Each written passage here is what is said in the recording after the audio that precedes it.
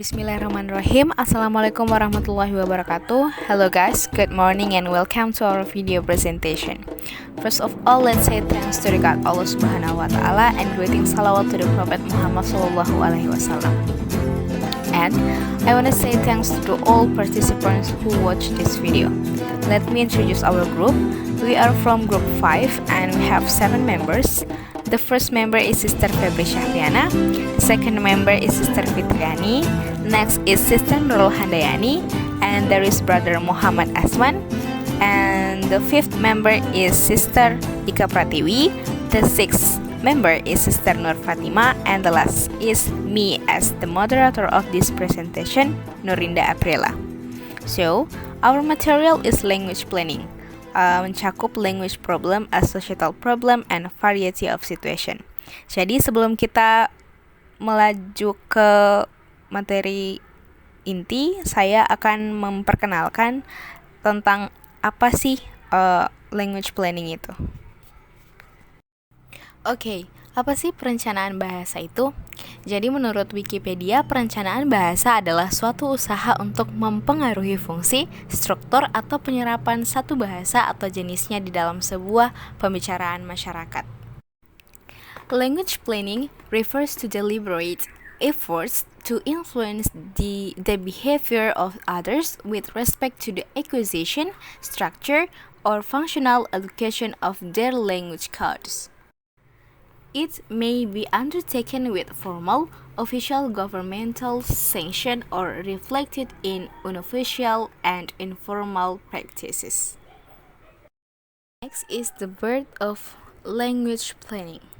Language planning was first proposed by Uriel Wendrick in 1957 at an impromptu seminar at the University of Columbia in the literature related to language planning.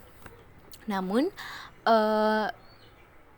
di Amerika Norwegia ada satu orang yang sering disebut sebagai orang yang melahirkan konsep perencanaan bahasa, yaitu Einar Haugen.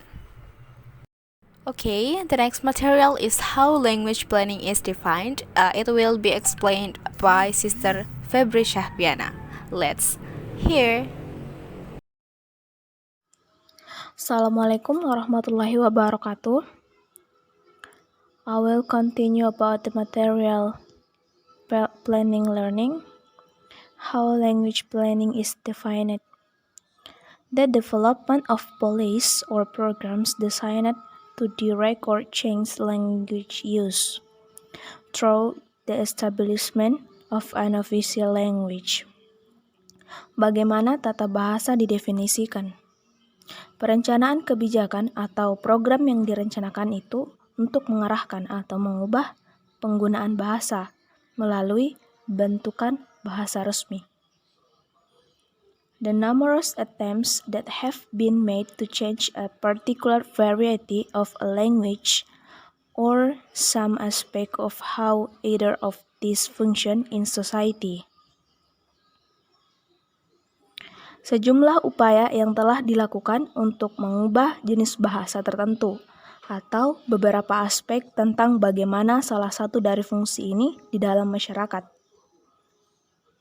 Such change are usually described as instances of language planning. Perubahan tersebut itu biasanya digambarkan sebagai contoh perencanaan bahasa. Language planning involves the creation and implementation of an official policy about how the language and linguistic varieties of a country are to be used. Perencanaan bahasa itu mencakup pembuatan dan penerapan kebijakan resmi tentang cara bahasa dan variasi bahasa di suatu negeri harus digunakan. The next speaker is Sister Fitriani, who will explain the reasons for language planning. Let's hear. The reason for language planning. Different social groups wish to maintain their linguistic identities and interests and may actually and often violently campaign for recognition.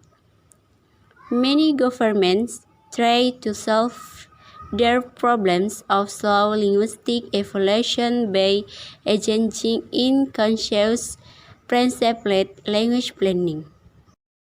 Okay, next material is carry out language planning, will explained by Sister Handayani. Assalamualaikum warahmatullahi wabarakatuh.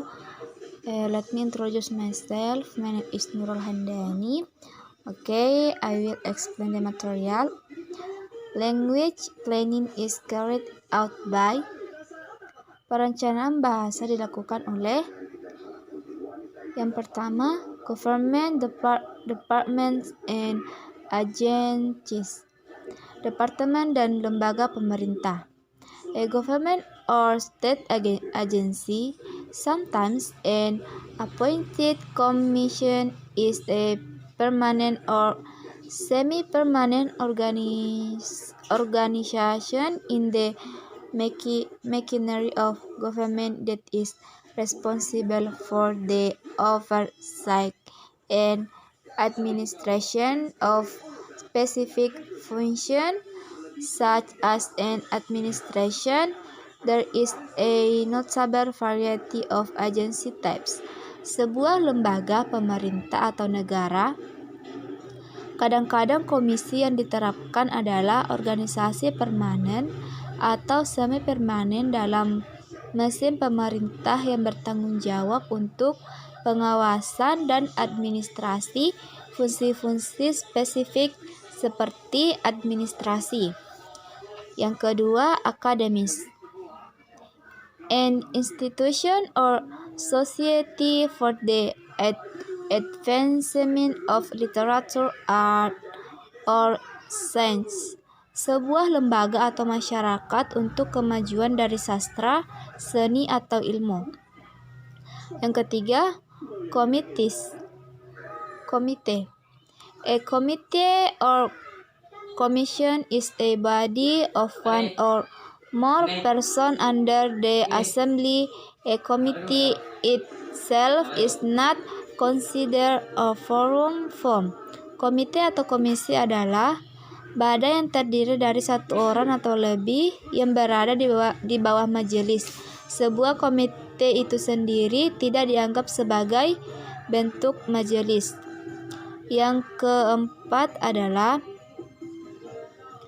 popular societies atau masyarakat populer. Yang kelima adalah individuals. An individuals is a single organism whose life is independent. Individu adalah salah satu organisme tunggal yang hidupnya berdiri sendiri dan bersifat bebas. Next is some basic issues about language planning. It will be explained by Brother Muhammad Asman. My name is Muhammad Asman. Next, some basic issues. Language planning is an attempt to interfere deliberately with a language or one of its varieties, which may focus on either its status with regard to some other language or variety, or its internal condition with a view to changing that condition, or on both of these signs. They are not mutually exclusive. The first focus results in status planning, the second corpus planning. Next, status planning, corpus planning. Status planning changes the function of a language or a variety of a language and the rights of those who use it. Ronald Wardog. Next, corpus planning seeks to develop a variety of a language or a language, usually to standardize it, that is, to provide it with the means for serving every possible language function in society. The corpus or status dichotomy emphasizes the dual nature of language planning, that is, it's concerned with both the linguistic and social aspect of language. Corpus planning refers to all action aiming at modifying the nature of the language itself. Status planning is concerned with whether the social status of language should be lowered or raised. However, the two cannot be separated from each other, and language planning can never be corpus-oriented or status-oriented exclusively. Thank you. Next material is four ideologies of decision making of language planning will be explained by Sister Ika Pratiwi. Let's hear. Assalamualaikum warahmatullahi wabarakatuh. My name is Ika Pratiwi from Group 5, and I will explain about four ideologies of decision making. Four typical ideologies that may motivate actual decision making in language planning in a particular society are following. Number 1, linguistic assimilation. Number 2, linguistic pluralism. Number 3, vernacularization. And the last, internationalism. Yang pertama, linguistic assimilation. The belief that everyone, regardless of origin, should learn the dominant language of the society. For example, contoh pertama, France applied this policy to various people within its borders. Yang kedua, Russianification in the former Soviet Union. Yang kedua, linguistic pluralism.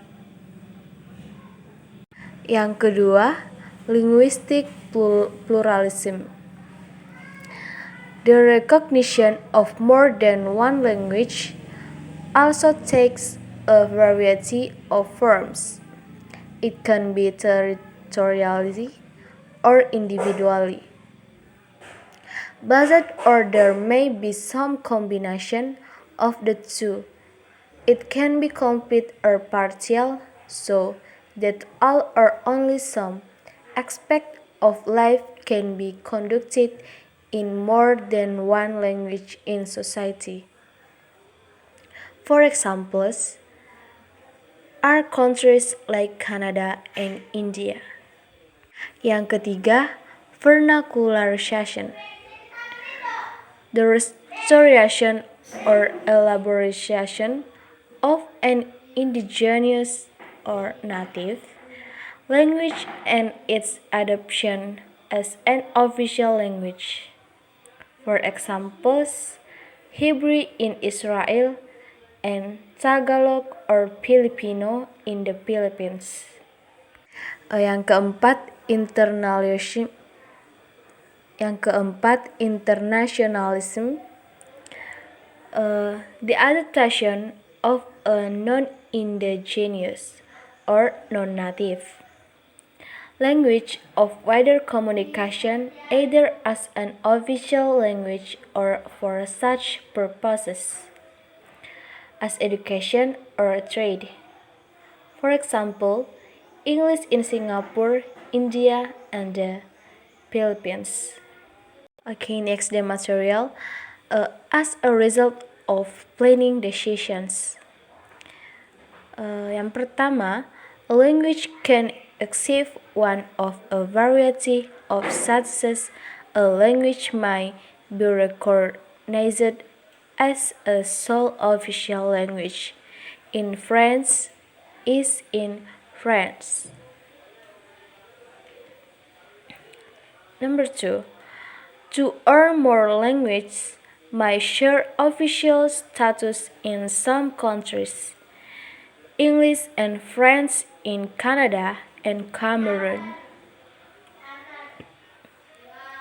Number 3, a language may also have official status but only on a regional basis.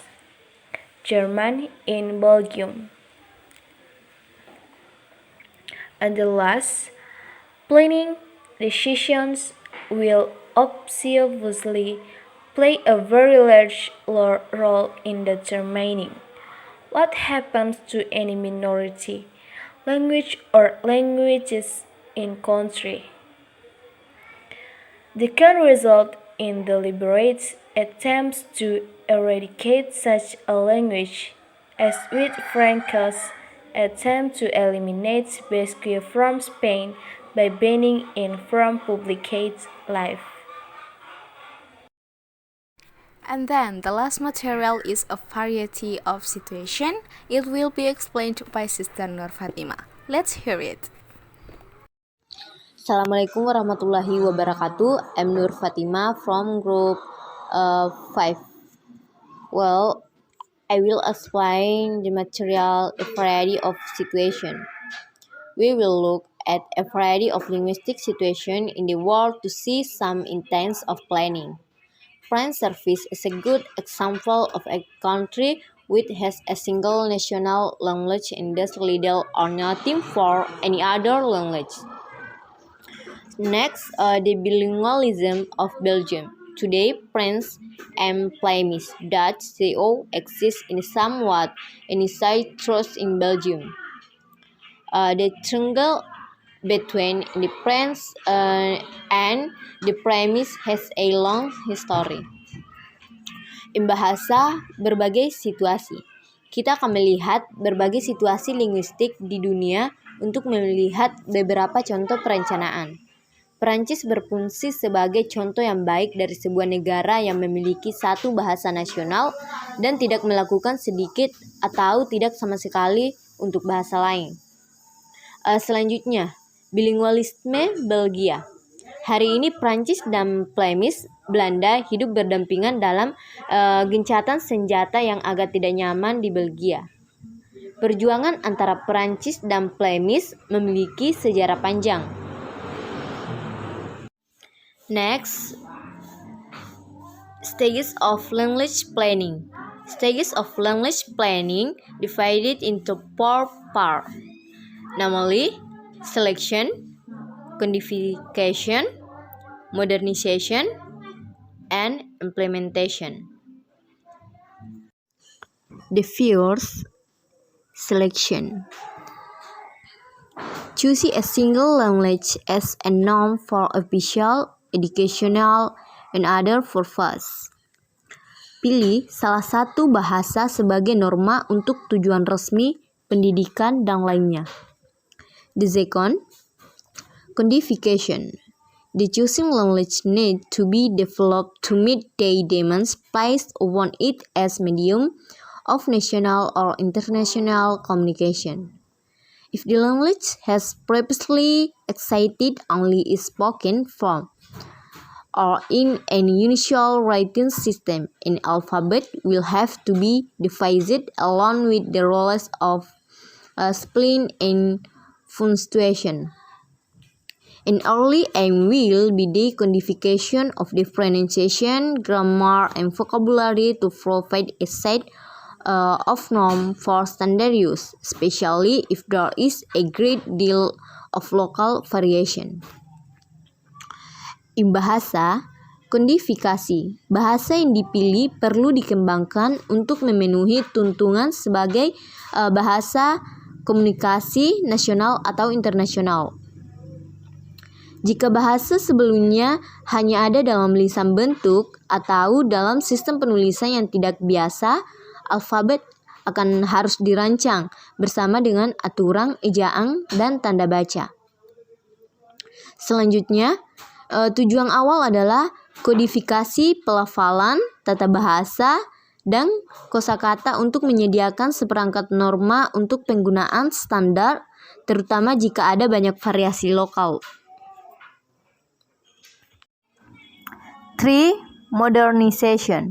The vocabulary will need to be modernized to enable for material to be translated consistently. 3 people will have to be agreed for the introduction of new terms. For example, should they be loan word or connect based on native roots? Next, new style of discourse may need to be developed for use on radio or in the press.